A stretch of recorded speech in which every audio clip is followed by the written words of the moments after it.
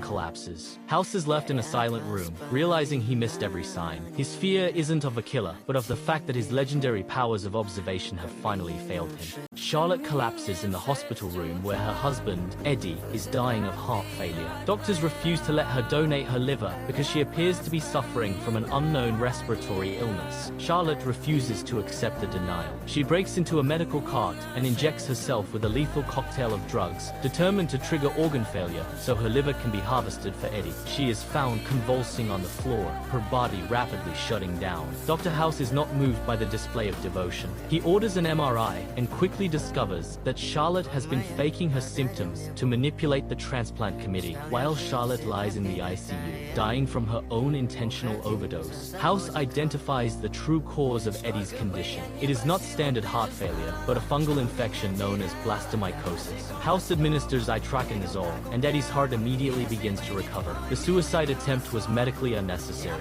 House stands between their hospital beds to deliver the final diagnosis. He questions Charlotte about her supposed solo trip to Hawaii. He then reveals the laboratory findings. Charlotte has visceral leishmaniasis. This specific parasite is transmitted by sandflies found in Rio de Janeiro, not Hawaii. Charlotte's silence breaks. She admits she went to Rio with another man, and that the affair had been going on for a year. Her attempt to die for Eddie was fueled by the guilt of her own deception. Eddie stares at his wife in silence, realizing the woman who tried to save his life had already destroyed their marriage. Dr. House is spiraling after his teammate Kutna commits suicide. He treats the tragedy as a puzzle he cannot solve, turning his suspicion on those still alive. When Cameron returns to the hospital, House immediately accuses her of maneuvering for his position. He uses high-resolution MRI scans as a front to conduct psychological profiling on his own team. House focuses his aggression on Wilson, tracking his sudden shift to a healthy diet. He views Wilson's egg white omelets and wheat toast as a desperate attempt to outrun the pain of loss. House breaks into Wilson's home at night, rifling through his cabinets to find evidence of a relapse into junk food. He finds nothing, which only increases his paranoia. Later, House sits on the hospital stairs with a bag of gummy bears, a candy Wilson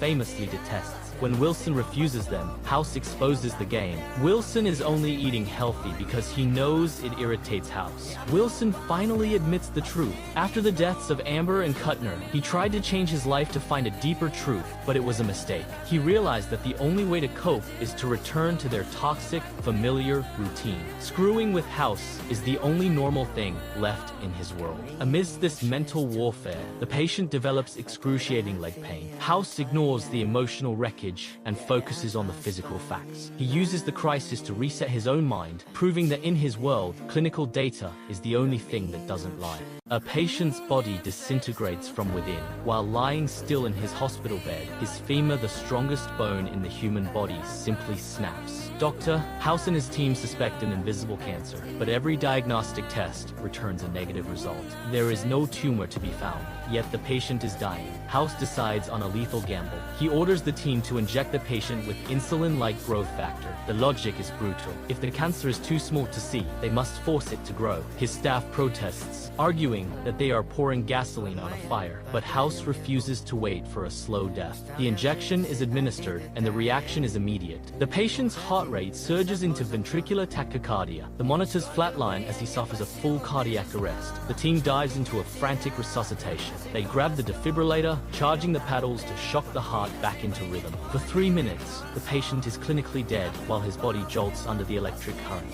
Eventually, a pulse returns. Despite the extreme acceleration of the patient's systems, the follow-up scans still show no sign of a tumor. The team sees a failure, but House sees a breakthrough. By proving that even a massive dose of growth factor couldn't trigger a malignancy, he has used a near-death experience to eliminate cancer from the list. The field is narrow, and the truth is finally within reach.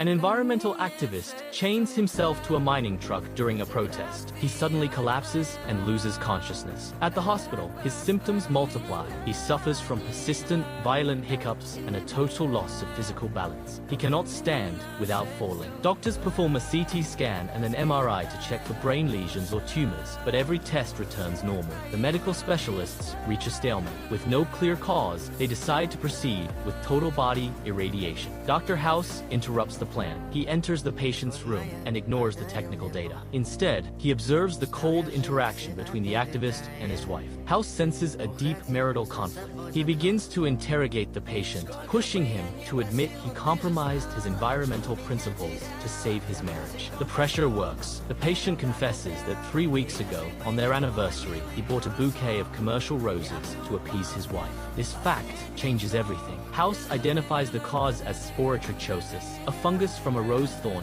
has infected the 8th cranial nerve, destroying his balance, and the phrenic nerve, causing the hiccups. The infection has also spread to his bones and heart. The mystery is solved by exposing a hidden gesture of guilt. The patient receives the correct treatment, but the truth about his failing relationship remains. House walks away, leaving the couple in a silence that no medicine can cure. Seth navigates a world of absolute silence. He is a high school wrestler who relies on sign language and visual cues to compete. His mother, however, demands a different future for him. She arranges for a cochlear implant surgery, a procedure designed to bypass his damaged inner ear and send electrical signals directly to his auditory nerve. Seth does not want it. He views the device as a threat to his identity as a deaf person. After the surgery, the transition is violent. Seth wakes up in a hospital bed, overwhelmed by a sensory assault. The device translates ambient noise into sharp, metallic screeches that he cannot process. He clutches his head and screams, attempting to tear the external processor from his skull. To him, the technology is an invader. He demands the return of his familiar silence, but the medical team refuses to deactivate the system. The breakthrough happens during a calibration session. His mother sits before him, signing and speaking at the same time. She repeats one specific word, his name. Suddenly, the chaotic noise resolves into a distinct pattern. Seth stops struggling. He hears the phonetic structure of Seth for the first time in his life. The realization hits him with the force of a physical blow. His anger dissolves into a profound, terrifying shock. The recovery of his hearing creates an immediate rift. Seth's friends in the deaf community see the implant as a betrayal of their shared culture. He has used technology to change his fundamental nature, distancing himself from his peers. Seth now stands between two worlds, belonging fully to neither. The device has given him sound, but it has cost him his place in the only world he ever knew.